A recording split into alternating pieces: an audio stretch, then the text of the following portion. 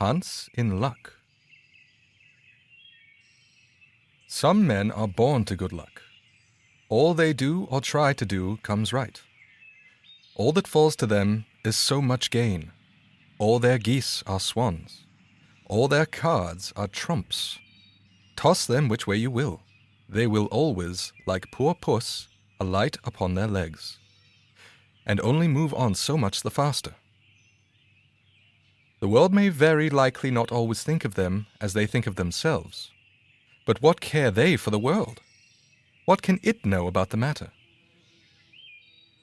One of these lucky beings was neighbor Hans. 7 long years he had worked hard for his master. At last he said, "Master, my time is up. I must go home and see my poor mother once more. So pray pay me my wages and let me go." And the master said, "You have been a faithful and good servant, Hans, so your pay shall be handsome." Then he gave him a lump of silver as big as his head. Hans took out his pocket handkerchief, put the piece of silver into it, threw it over his shoulder, and jogged off on his road homewards. As he went lazily on, dragging one foot after another, a man came in sight, trotting gaily along on a capital horse. "Ah," said Hans aloud, "what a fine thing it is to ride on horseback! There he sits as easy and happy as if he was at home, in the chair by his fireside. He trips against no stones, saves shoe leather, and gets on he hardly knows how." Hans did not speak so softly, but the horseman heard it all, and said, "Well, friend, why do you go on foot then?" "Ah," said he, "I have this load to carry. To be sure, it is silver, but it is so heavy that I can't hold up my head, and you must know it hurts my shoulder sadly." "What do you say of making an exchange?" said the horseman. "I will give you my horse, and you shall give me the silver, which will save you a great deal of trouble in carrying such a heavy load about with you." "With all my heart," said Hans. "But as you are so kind to me, I must tell you one thing. You will have a weary task to draw that silver about with you." However, the horseman got off, took the silver, helped Hans up, gave him the bridle into one hand and the whip into the other, and said, "When you want to go very fast, smack your lips loudly together and cry, 'Jip!'" Hans was delighted as he sat on the horse, drew himself up, squared his elbows, turned out his toes, cracked his whip, and rode merrily off, 1 minute whistling a merry tune, and another singing, "No care and no sorrow, a fig for the morrow. We'll laugh and be merry, sing neigh down derry." After a time, he thought he should like to go a little faster, so he smacked his lips and cried, "Jip!" Away went the horse full gallop, and before Hans knew what he was about, he was thrown off and lay on his back by the roadside. His horse would have ran off if a shepherd who was coming by driving a cow had not stopped it. Hans soon came to himself and got upon his legs again, sadly vexed, and said to the shepherd, "This riding is no joke.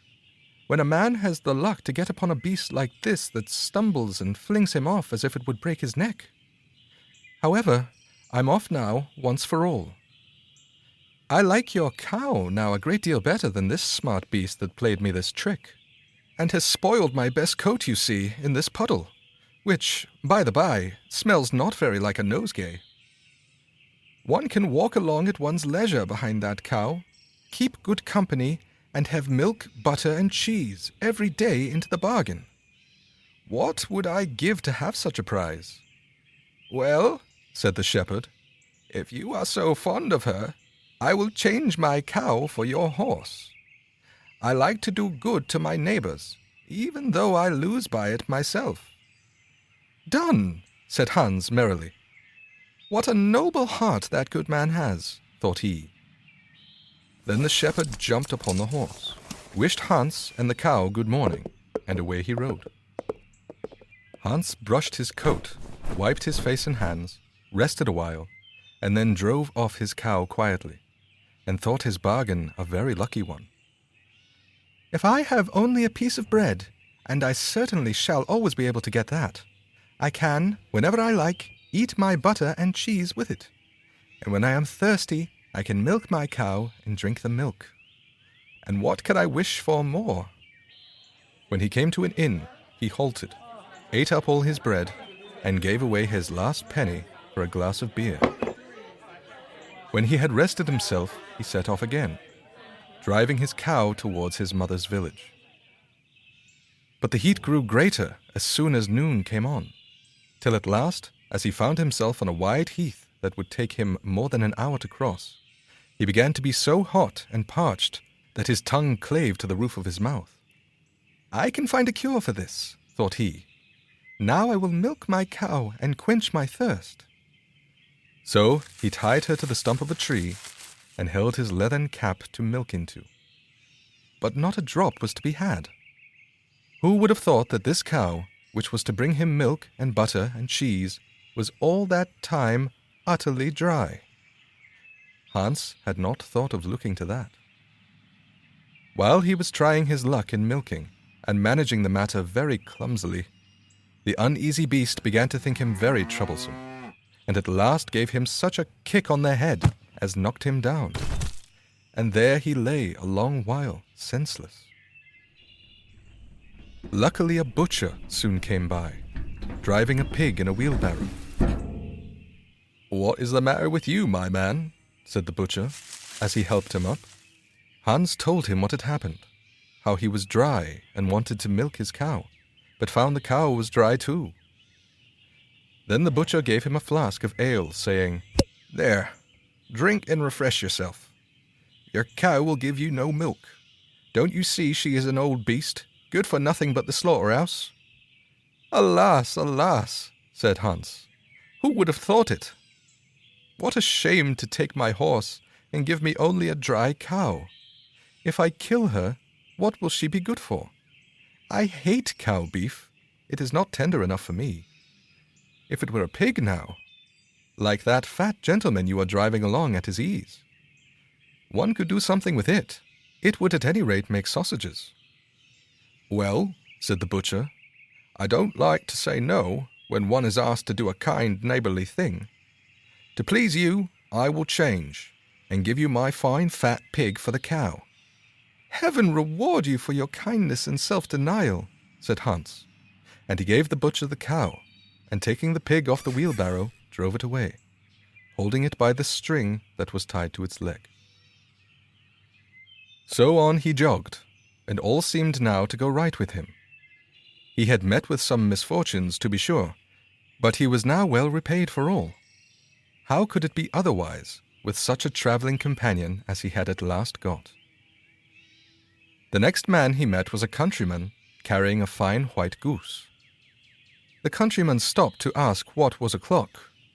This led to further chat, and Hans told him all his luck, how he had so many good bargains, and how all the world went gay and smiling with him. The countryman then began to tell his tale, and said he was going to take the goose to a christening.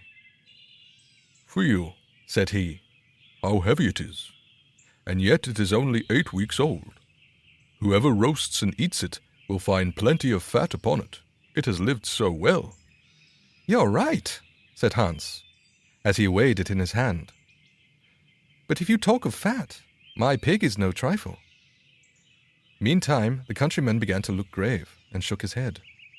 "Hark ye," said he, "my worthy friend.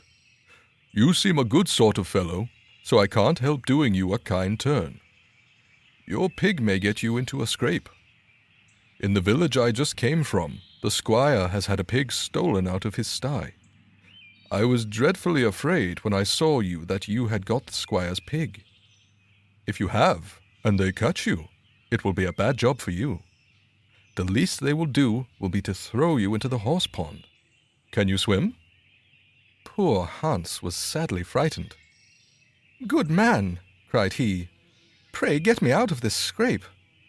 I know nothing of where the pig was either bred or born, but he may have been the squire's for aught I can tell. You know this country better than I do. Take my pig and give me the goose." "I ought to have something into the bargain," said the countryman. "Give a fat goose for a pig, indeed. 'Tis not everyone would do so much for you as that. However, I will not be hard upon you, as you are in trouble." Then he took the string in his hand and drove off the pig by a side path, while Hans went on the way homewards free from care. "After all," thought he, "that chap is pretty well taken in. I don't care whose pig it is, but wherever it came from, it has been a very good friend to me. I have much the best of the bargain. First, there will be a capital roast. Then the fat will find me in goose grease for 6 months. And then there are all the beautiful white feathers. I will put them into my pillow, and then I am sure I shall sleep soundly without rocking. How happy my mother will be! Talk of a pig, indeed! Give me a fine fat goose." As he came to the next village, he saw a scissor grinder with his wheel, working and singing. "O'er hill and o'er dale, so happy I roam. Work light and live well, all the world is my home. Then who so blithe, so merry as I?" Hans stood looking on for a good while, and at last said, "You must be well off, Master Grinder. You seem so happy at your work." "Yes," said the other, "mine is a golden trade. A good grinder never puts his hand into his pocket without finding money in it. But where did you get that beautiful goose?" "I did not buy it. I gave a pig for it." "And where did you get the pig?" "I gave a cow for it." "And the cow?"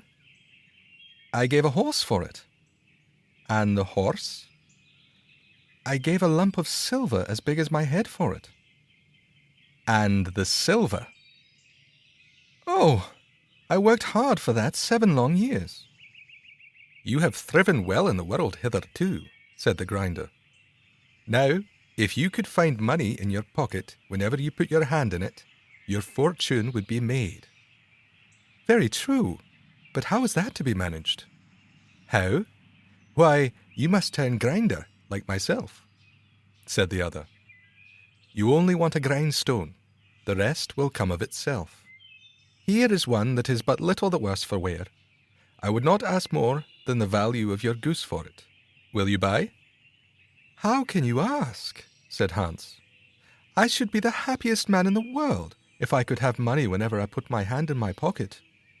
What could I want more? There's the goose. Now," said the grinder, as he gave him a common rough stone that lay by his side, "this is a most capital stone.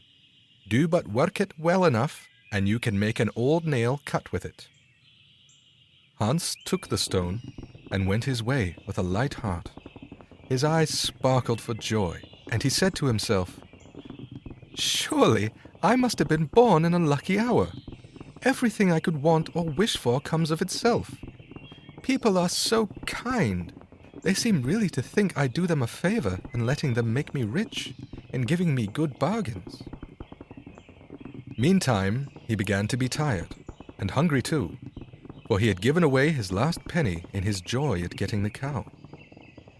At last he could go no further, for the stone tired him sadly, and he dragged himself to the side of a river that he might take a drink of water and rest a while. So he laid the stone carefully by his side on the bank, but as he stooped down to drink, he forgot it, pushed it a little, and down it rolled, plump into the stream. For a while he watched it sinking in the deep clear water, then sprang up and danced for joy, and again fell upon his knees and thanked heaven, with tears in his eyes for its kindness in taking away his only plague, the ugly heavy stone. "How happy am I!" cried he. "Nobody was ever so lucky as I." Then up he got with a light heart, free from all his troubles, and walked on till he reached his mother's house, and told her how very easy the road to good luck was. The end.